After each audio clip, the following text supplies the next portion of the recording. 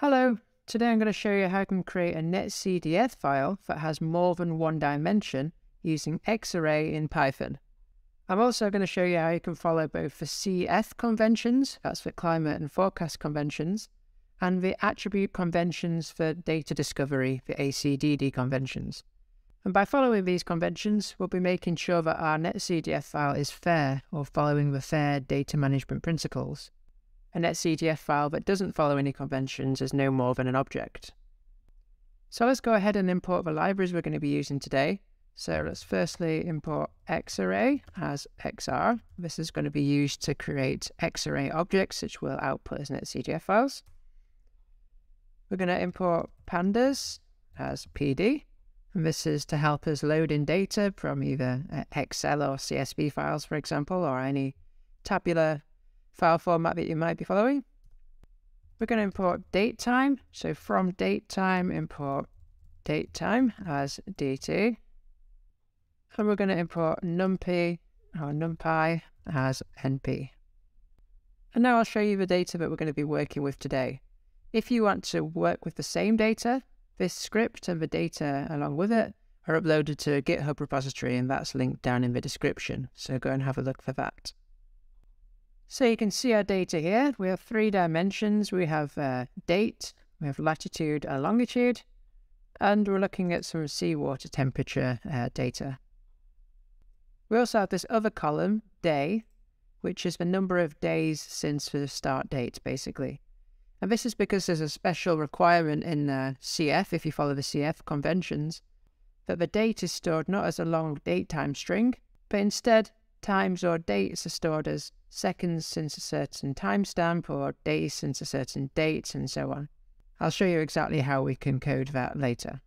So let's load that file in. So we'll load it into a pandas data frame, df equals pd.read excel. And we can input the sheet name as well as data. I'll make sure I've typed that all in correctly. And we'll just print this down in the console as well. We can see it's loaded in here. So the first thing we're going to do is get each of our dimensions to a list of values. And in this case, we want only the unique values for each dimension. So we can do that using sets. So we can do set df and latitude. We'll make a variable called latitude so we can see what's going on. And I'll print that below. So if I run that now, we'll see the result in the console. We have 78 and 79. Now this is a set, but we want it as a list. So we can just write list here.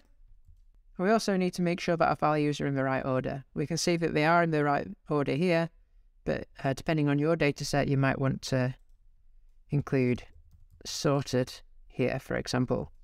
And we have a list of values. So I'm going to get rid of this print, and I'm going to do the same for longitude and for day. Okay, now the next thing to do is to get hold of our seawater temperature values. I'm going to work in the console here to do this. Make this a little bit bigger. I'll be moving back to the script in a second. This is just why I show you how it works. So if I was to take seawater temperature, deg C, that will print out here. You can see we have a series of values, but what we want is a multi-dimensional NumPy array, or a grid of values, in other words. So we can take that again, and we can put this all inside np.array. So now this is a NumPy array, but it's just with a single dimension. It's just all in one list, essentially. So we can reshape this. So what we can do is add to the end, reshape. And we've got to be a bit careful here. What we need to put within inside this bracket is the numbers that define the shape of the grid. And the order that we put those numbers in is going to be important. So if we have a look at our data again, So we can see that our data is first ordered by date, and we have 1, 2, 3, 4, 5 dates. So we can set this in here. And then it's ordered by latitude, and we have 1, 2 latitudes. So comma 2. And then by longitude, 1, 2, 3. There we go. So I'm going to take this and stick this now into my script, and we'll call this temperature. Now it's good practice here to do a sanity check and make sure all the values have gone where you intended them to go. So we can, for example, let's look at the 4th time, the 1st latitude, and the 2nd longitude. So if we do that, we can go temperature. The 4th time, Python starts counting from 0, so that's 3. The 1st latitude be 0, and the 2nd longitude is 2. And that value is 2.47. We can go back to our raw data. The 4th time, 1st latitude, and the 2nd longitude, 2.18. Oh, I've actually put the 3rd longitude in here as it's number 2, so we can go back here and see that the 3rd longitude, 2.47, and that matches up okay. So now we can proceed with confidence. Let's start creating our NetCDF file. So we're going to call it xrds, xarray dataset, equals xr.dataset. I'm going to open some brackets. And the first thing we're going to add is our coordinates. So we can go coords.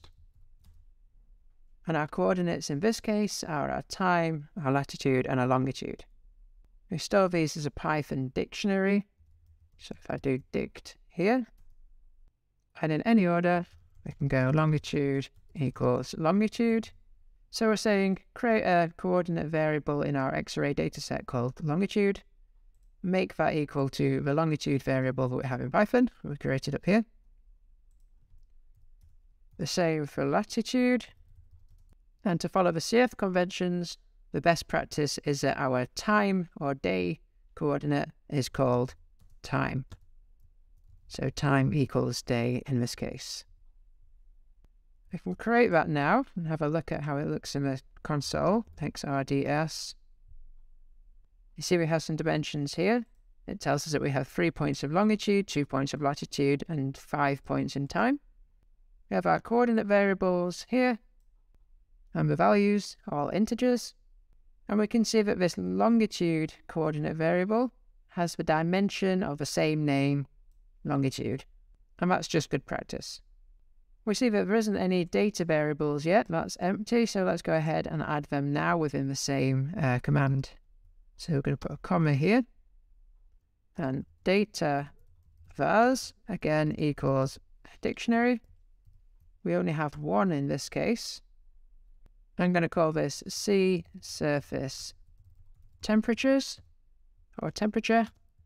I'm going to make that equal to, in brackets, our temperature. But what we also need to give it is the dimensions that we're assigning to this data variable. So we can do that as a list here. And in the same order that we used here when we were reshaping our array, we put time in quotation marks, because this is now the name of our dimensions, latitude, and longitude. I don't know why you don't need to put this in quotation marks here. Some people might be asking, but that's just the way it is. So let's create that. We have a problem. I'm missing one of my brackets to close this dictionary. And we run that again. xrds, let's look in the console. And we can see our values here stored this time as floats. And we've assigned 3 dimensions, time, latitude, and longitude. So now our data are there within this xarray object. Now we need to add our metadata. So in NetCDF files, we call our metadata attributes, and we have variable attributes, which are attributes that describe each variable, and we have global attributes that describe the dataset as a whole. So we'll add some variable attributes first. So we're going to call our object xrds. We're going to call a specific variable here, time. Then we're going to press .attrs, short for attributes. Now we could just write here units equals days, but that doesn't follow any conventions. So now this is where we start talking about different conventions. And the conventions we need to pay attention to for our variable attributes is the CF conventions, for climate and forecast conventions. So if you open up a search browser and just write CF conventions, search for that, should usually be the top one. We're going to look at the HTML here. Now this is a really long document, but the good news is you don't really have to read all of it. Instead, you should think of this document as something that contains all the information that you might want to know, and if you want to find something, you can go here and find it. So for example, if we're interested in assigning some variable attributes to our coordinate variables, we can go to coordinate types and the time coordinate. And we can see here that there's some description. It tells us that the time coordinates need to follow the UD units documentation. So for example, it could be seconds since and some date with the time zone. Or it could also be, which is more similar to our data, days since some date and the time. So we can do that. We can write days since, and we can take the start time. We're going to add a T between here and a Z at the end. So you might be wondering where this comes from. Basically, Z tells us that this is UTC time, and the formatting of this is dictated by the ISO 8601 standard. So we can go and find that here. ISO 8601. As its own Wikipedia page. And you can see the one that I've selected here. There's some more attributes to add. We have, so we can take this again, attrs, and we can add our long name. This is an attribute where we can add our own description in whatever format we like for the variable. The most common is just to write time in this case. But you can imagine when we come to our data variables, you might want to be a bit more descriptive than this. Another important variable attribute that we have is called standard name. Now, this is a standardized way of referring to each of our variables. So we can find the list of standard names, or the CF standard names online. Come back here, CF standard names. Again, it's likely the first one. And you have a list here of a load of different terms. So you can search at the top for what you might be looking for. Time. And if you scroll down to T, you find that it's here. In most cases, you'll have a description next to the standard name. I guess they thought that this wasn't necessary for time. Something like this. I can add that. Time. I'm going to copy this now so I don't have to write it all out again. The last thing we're going to write is coverage content type. And this is just to specify that it is a coordinate. You might be wondering where I got these terms from. If I go to the ACDD conventions, this is the other conventions that we're going to be following. And what this is a list of global attributes, but we'll get back to this in a little bit. But at the bottom, we actually also have some highly recommended variable attributes. And you can see here we have coverage content type, and it says an ISO 19151 code to indicate the source of the data. And coordinate is one of our terms. We also have physical measurements that we can use later for our data variable. Or perhaps it's a model result, for example. And that's just a reminder that people who are working with model data should also be storing their data in NetCDF files if they want to make them as fair as possible. So now let's proceed to the other coordinate variables that we have. So we can have xrds latitude. And instead of going into each attribute individually, we can store this as a dictionary. So we can do attrs equals and Python dictionary with these curly brackets. And then we just use key value pairs. So we have, let's say, standard name is latitude from that table. The long name I'm going to call latitude in degrees east. Units then, we should go back to our CF conventions list. If we go to the section on latitude coordinates, it can tell us how we should be formatting this. So units in degrees north. So degrees north here. And you'll see that I made a mistake in my long name, mixed up the longitude and latitude. And again, just one more, coverage, content, type. It doesn't look any different at this point, but if you do xrds and take latitude, for example, you'll see the metadata here. So we can copy and paste this for longitude. It's going to be almost the same. And finally, we've got our temperature values. So we're going to copy this again. It's going to be a little bit different this time. We called it sea surface temperature. I'll come back to the standard name in a second. The long name, we can call it whatever we like, but we can write, for example, temperature of sea water taken directly below the surface.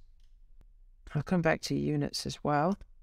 And coverage coordinate type was a physical measurement from the ACDD conventions. You can see that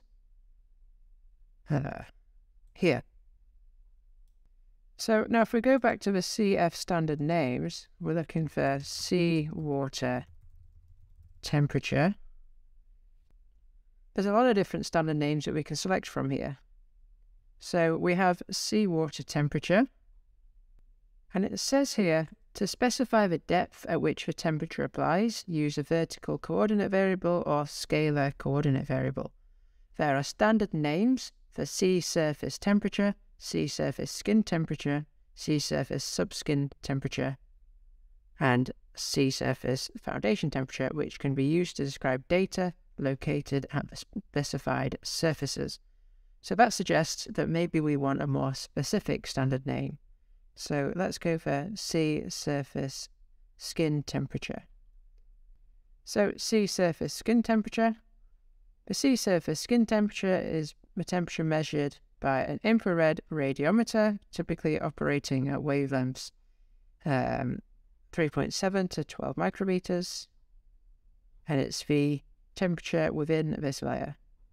Whereas subsurface temperature is approximately 1 to 1.5 millimeters below the air-sea interface.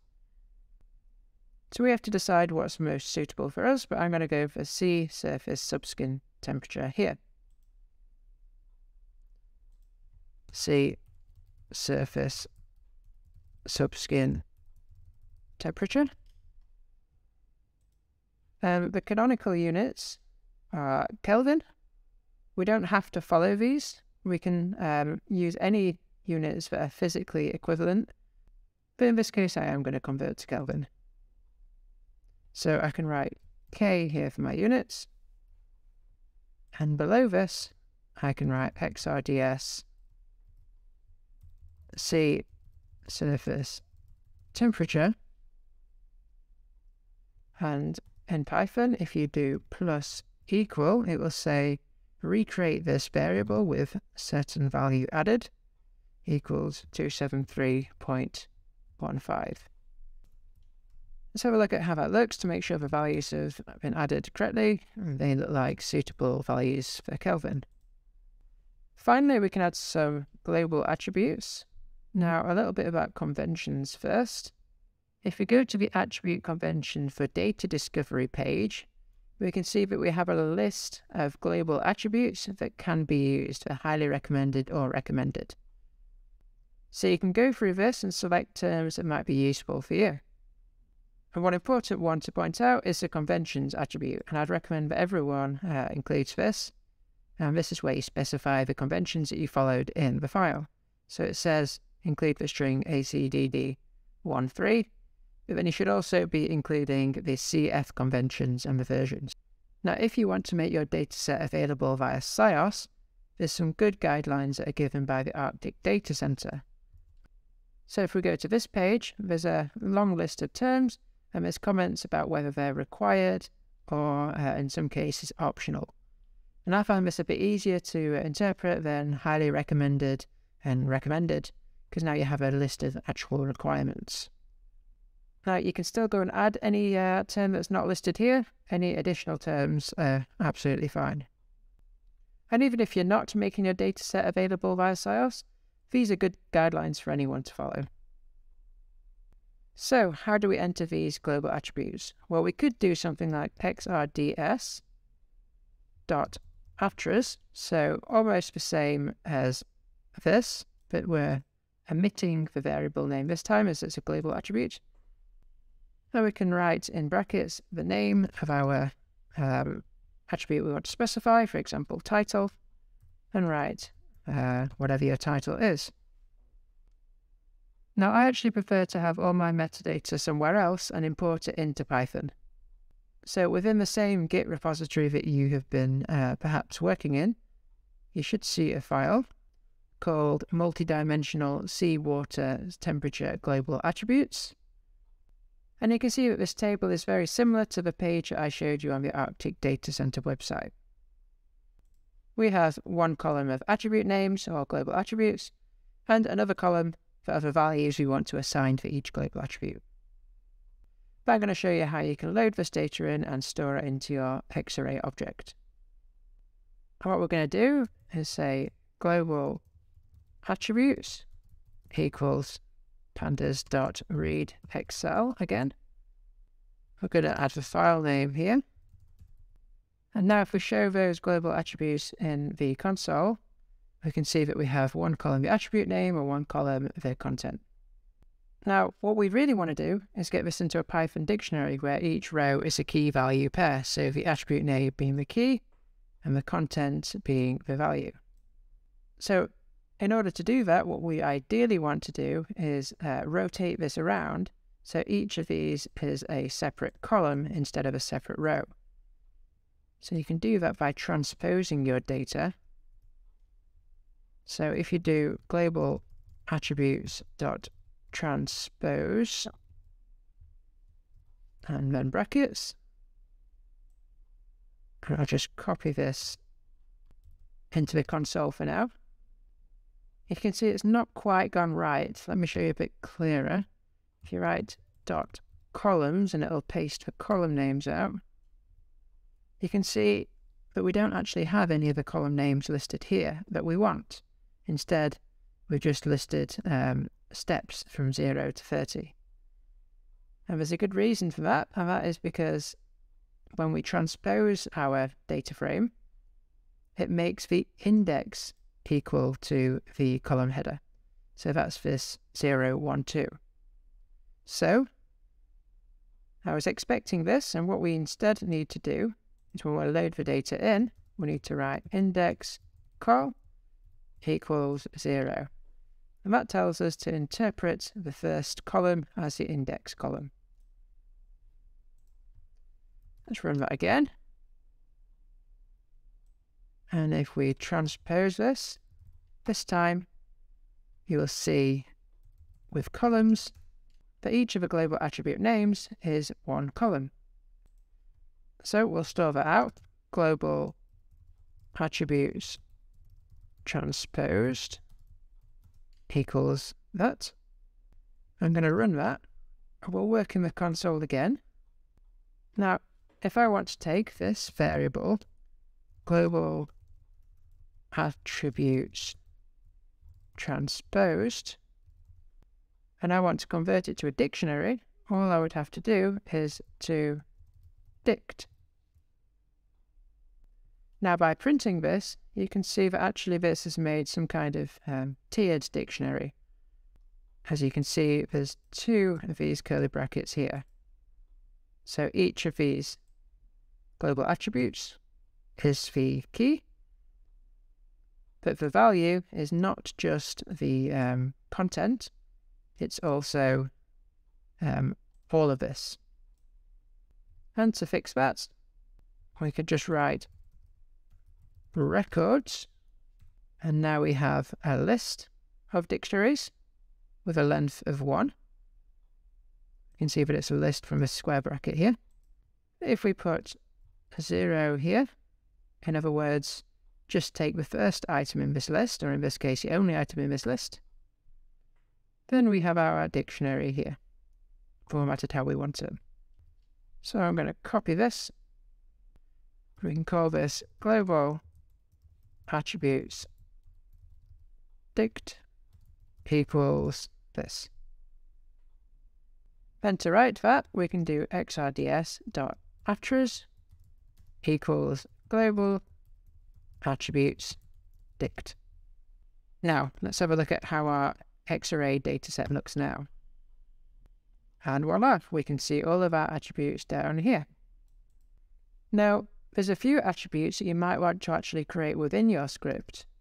For example, if you have the xrds.attributes date created, if you go to the conventions page, this will tell you that this is the time that the file was created at. So to get this most accurately, you want to be inputting this as you run the script. So we're going to use datetime, the library that we loaded in earlier. So we can write dt. And we want the UTC time, so UTC now. That's output the time right now. I just stick this in the console, you'll see how that looks. This is a datetime object, but what we want is to output that as a string. So you can write strf time, string format time. And the format we want to use here is dictated by what we put after these little %sign symbols. So %y dash is %month. So that's saying year dash month dash d, and then the t to divide this, hour colon month second, and followed by z. Good practice to see how this looks before you just write it. If I do that. Good job I checked. We made a little mistake. And the eagle-eyed demonstrator, you might have noticed it. We put the colon before the % sign. So let's try that again. And there we go. The other one is then the history. This is a log of every time you have updated the file. And this ideally should include both the timestamp and what you've done. So if we go here, it says provides an audit trail for modifications of the original data. This is a character array with a line of each invocation of a program that has modified the dataset. Well-behaved generic NetCDF applications should append a line containing date, time, username, program name, and command arguments. So we're going to write here equals, we're going to do this as an F string so we can write functions within it. File created at some time. I'm going to put this in our curly brackets. Then we're going to write using xarray in Python. We're almost there now. Thanks for sticking around this long if you have done. The last thing we've got to do is convert this xarray object into a NetCDF file. And to do that, we've got to specify the encoding, which is basically telling the NetCDF file and xarray what format we want each value to be stored in. So we're going to call this my encoding first, which is going to be a dictionary that includes the encoding. Then we need to write some encoding for each of our variables. So we have time and a dictionary, and I'm going to copy and paste this across for our 4 variables. We have latitude, longitude, and sea surface temperature. And within this second tier of brackets, we can write dtype, which tells us what the data type is, and in this case it's integers, so we can write int 32. And we can have fill value and none. And that's because coordinate variables should never have a fill value. There should never be a missing data point in your coordinate variables. We can copy and paste all of this for our latitude and longitude. It's going to be exactly the same. And where it's going to differ, perhaps, is the sea surface temperature. So in this case, we're storing floats. So float 32. We'll add a fill value of something completely unrealistic, 1E20. And then we're going to add another attribute, zlib, false. And that's telling it just to not compress these values. So last but not least, let's output this object. So xrds to NetCDF, specify some file name, multi-dimensional sea water temperature, and encoding equals my encoding. And there we go. Well, thanks very much for watching to the end. Hit the subscribe button if you're not subscribed already. It really helps the channel and helps us communicate fair data management principles to other people. And hopefully I'll see you next time. Bye.